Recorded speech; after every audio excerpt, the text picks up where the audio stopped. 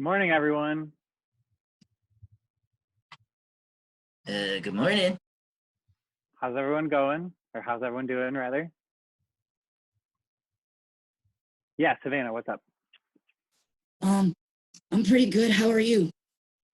I'm doing pretty good. I had a pretty good weekend, very relaxing. I worked a little bit, but then I got to plan out some lessons and write this intro for you. And I'm so excited to get to work with you some more today. Ethan, what's up? Uh, I don't mean to be rude. I just gotta ask. Are you wearing pajamas right now? I am. I didn't seem to really get the memo that it wasn't pajama day here, but it's pajama day back where my actual school is. No, Um, no. I like it. It's like a power move. You stand out. It's a good thing. oh yeah, for sure. Definitely the message I was going for.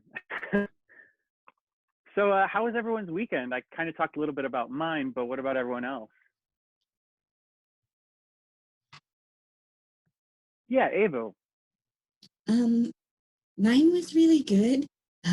Because the sun was out this weekend, and so my mom and I went hiking. Ooh, that's cool. That's fun. Where'd you go hiking? There's this like, it's not like a national park, but it's kind of like this wooded area with paths and stuff, like 2 minutes from my house.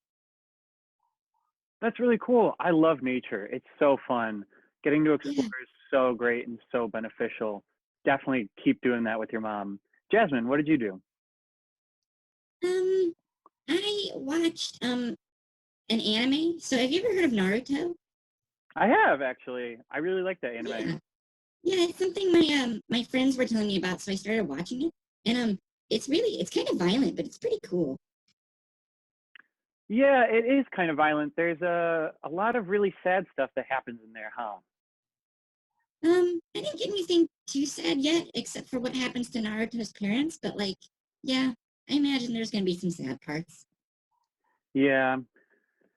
Yeah, that it does get a lot better, but there are a lot of sad moments in that. But I like the show because it kind of imitates life, you know?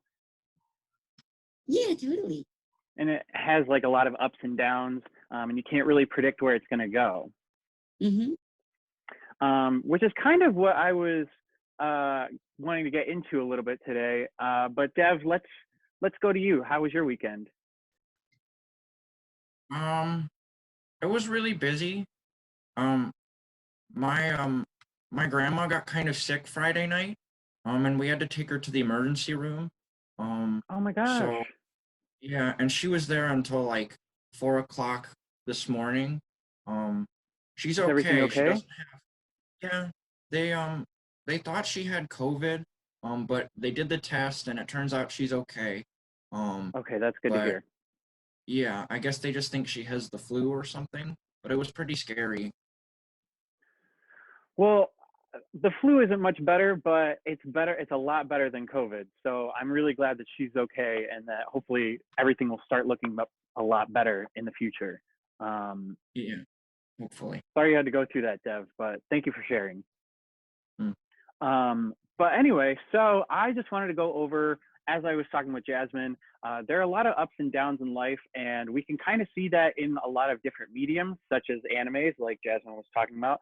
But we can also kind of see it in a lot of like written works and movies and stuff like that. So I actually this weekend, along with lesson planning and working, I really watched Titanic by James Cameron, and I was talking a lot, or I was noticing a lot of like similarities between the love story that was happening there and like a lot of love stories that happen in real life. So the main characters, Jack and Rose, couldn't really be together because society told them not to. And I was kind of thinking a lot about that, and I was wondering if any of you have ever heard of love stories like that, where two people fall in love and they just couldn't be together either because society tells them to or their parents tell them not to. Yeah, Ethan. Is Bonnie and Clyde like a good example of that? Because like the government told them they couldn't be together. Well, you're kind of on the right track. So Bonnie and Clyde were a criminal duo. They were together, but it was more the government just didn't want them committing crimes. But I like how you're thinking. Okay. Anyone else?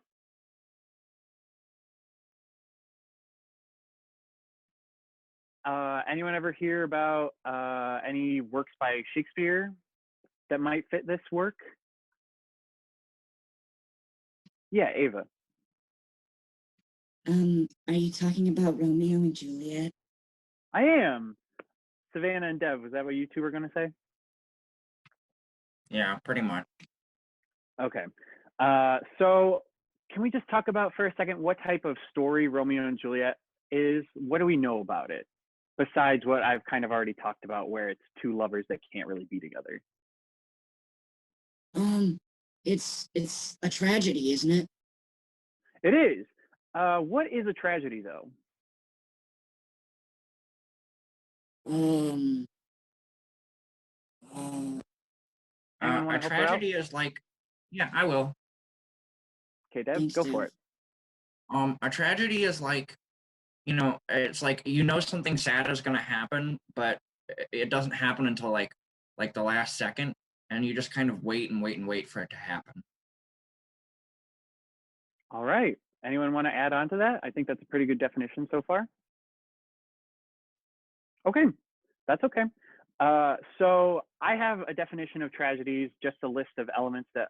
Jasmine, did you have something to say? Your hand was kind of going up a little bit. No. No? Okay. Nope. Ethan, what's going on, bud? That's just how I pay attention. I gotta Okay, move, that's fine. That's totally normal. That's good. You're good. But anyway, so a couple elements of tragedy that I came up with as I was thinking about this.